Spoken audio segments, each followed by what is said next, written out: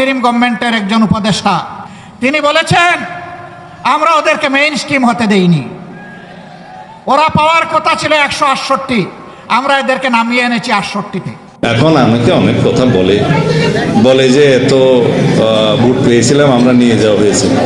আপনারা স্বপ্নে দেখেন কিভাবে? স্বপ্ন দেখারও তো একটা সীমারেখা আছে।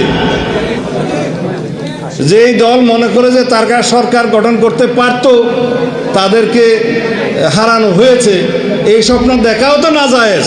বিরোধী দলের নেতা ডক্টর শফিকুর রহমানের কিছু কথা তুলে ধরলাম নির্বাচন নিয়ে, আর শেষে স্বরাষ্ট্রমন্ত্রীর কিছু কথা আপনারা শুনতে পেয়েছেন। এই দুজন ব্যক্তির মধ্যে কার কথা আপনাদের কাছে গ্রহণযোগ্য মনে হয়েছে, আর প্রতিহিংসাহীন কার কথা মনে হয়েছে? অবশ্যই কে ব্যক্তি প্রতিহিংসা নিয়ে কথাগুলো বললো অবশ্যই মন্তব্য জানিয়ে যাবেন কমেন্ট বক্সে। পারলে আজকের এই ভিডিওটা অন্যকে দেখার সুযোগ করে দিতে পারেন আপনার একটি শেয়ারের মাধ্যমে। আল্লাহ হাফেজ।